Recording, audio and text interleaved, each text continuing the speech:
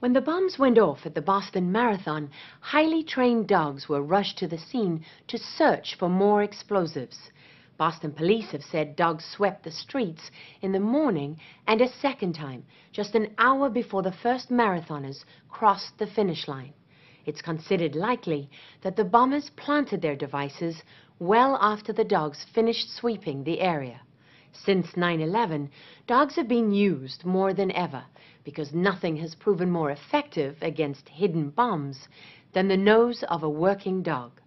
The best of them serve with U.S. Special Operations, and they're in a league of their own.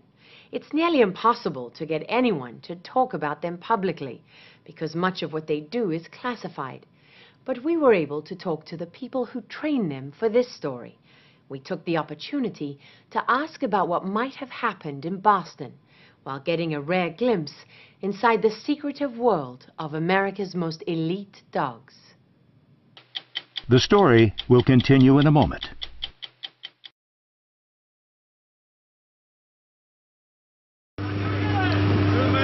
Green Beret Chris Corbin and his dog Axe are at 14,000 feet in the skies over North Carolina. They're about to test a new harness that America's best soldiers will use to jump into combat. But it's not for Corbin, it's for Axe. As they free fall for nearly 10,000 feet at 125 miles an hour, Axe is wrapped in Corbin's arms. They've been to war together, nearly died together, and they never like to be too far apart. Do you think he enjoyed it? He just wants to do whatever I'm doing. He doesn't care what it is. You've said that these dogs feel like they're invincible. Absolutely. What makes you say that? We don't train them to fail.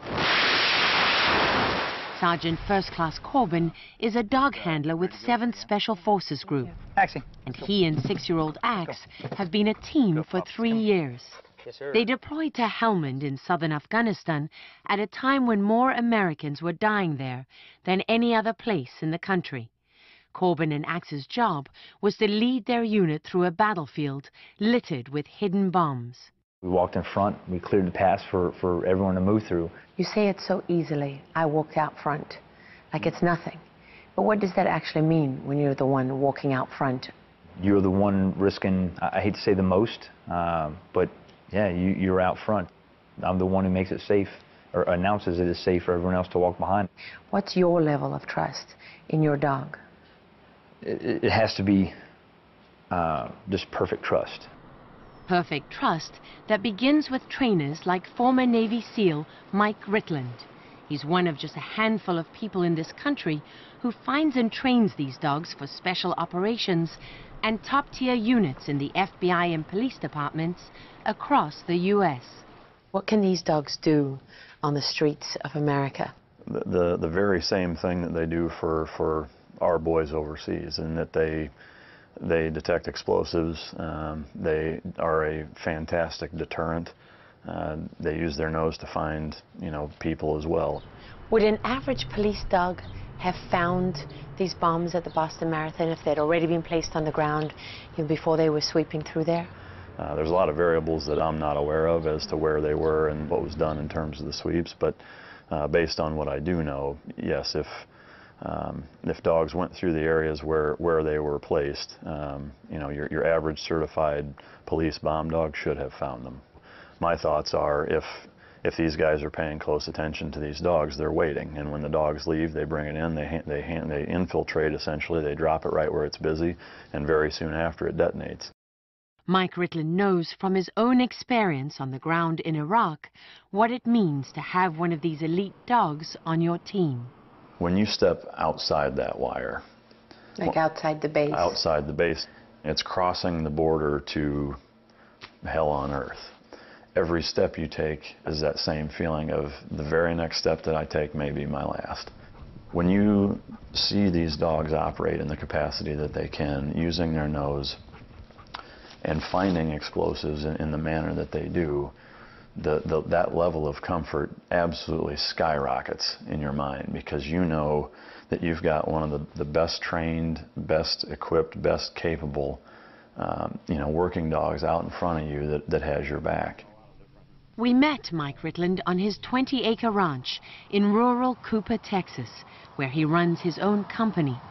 Tell me some of the things that these dogs can actually do. I mean, they jump out of planes, helicopters. You can free fall with them, you can rappel with them, you can fast rope with them, you can swim with them. They can ride on boats, they can ride on your back. There's not really an environment that we operate in that you can't bring a dog. There's such a demand for them that Mike Ritland says they'd be used on almost every mission if there were enough of them. And it's not just about their nose. Ritland is training this dog, Rico, to track humans and take down enemy fighters. He's 3.5 years old, and Ritland has been working with him for the past year. Stop! Look at him go. Oh my gosh, he's fast. Here, he's about to apprehend a suspect. These dogs can run faster than 30 miles an hour. The suspect is one of Mike Ritland's partners, and he's screaming to make this as realistic as possible. These dogs are trained to capture, not to kill. There's no human being on earth that can outrun them. I can tell you that the physical capability of these dogs is impossible to explain and even hard to comprehend when you see it. How hard can they bite? Hard enough to break bones. I had a dog bite me right here like this. He only had his mouth on me for probably 4 or 5 seconds and broke my wrist. You broke your wrist in 4 or 5 seconds? Like that. Just broke it. Mike Ritland says they have to teach these dogs how to deal with someone who wants to harm them. The trainer is putting pressure on him without hurting him. The aim is to make the dog comfortable, then teach him to ignore it. And by the end, Ritland says, the dog won't let it affect him at all. The number one thing that I look for in a dog is that dog, when pushed and when he's put into an uncomfortable spot where physically and mentally he's got pressure on him, and I give him the choice, and it's absolutely a choice, to either stay and fight me or to quit and run. That dog decides, I'm going to stay and fight you and I'm going to beat you. When you do find that, it is a unicorn in that they almost don't exist. Arco is one of those rare dogs. He's retired after repeated deployments to Iraq and Afghanistan, and he now lives on Mike Ritland's ranch. Most of what he's done is classified, so Ritland could only tell us a little about the operation that almost killed him, when he took down an enemy fighter who shot him in the chest. And he maintained control of the guy, after being shot. So at point blank range? Mm-hmm. Yep. So it's funny because a lot of people, I think scoff at the idea that what kind of things, what kind of obstacles can these dogs really go through? And it's more than most humans. For a dog to make it in the world of special operations, Mike Ritland says there are certain qualities that have to be there from the beginning. He's already, displaying the prey drive and possessiveness that we like to see, and then he'll put uncomfortable objects in his mouth. Most of the dogs that do this work well are from one breed, Belgian Malinois. And there are only 3 places in the U.S. that breed them for top-tier military units, like this one in West Virginia, where Mike Ritland gets some of his dogs. No, they're so cute. Here they specialize in the early stages of training, which starts almost from birth. With loud noises that are meant to get them used to the sounds they may one day face in combat. Their noses are up to 1,000 times more sensitive than a human's, and at just a few months old, they start learning to ignore other smells and distractions while zeroing in on the scent of a bomb. So here she's trying to get him to be disobedient to that odor, and he won't do it. They'll repeat this training over and over for 2 years, so that by the time this dog goes to war or is needed on America's streets, nothing will take it off the track of a bomb. Everybody knows that dogs can smell better than humans, but what they don't realize is that if you and I walk into the kitchen and there's a pot of beef stew on the counter, You and I smell beef stew.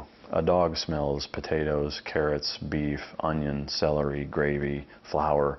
They smell each and every individual component of everything that's in that beef stew, and they can separate every one of those. You can't hide anything from them. It won't work because you can't fool a dog's nose. No.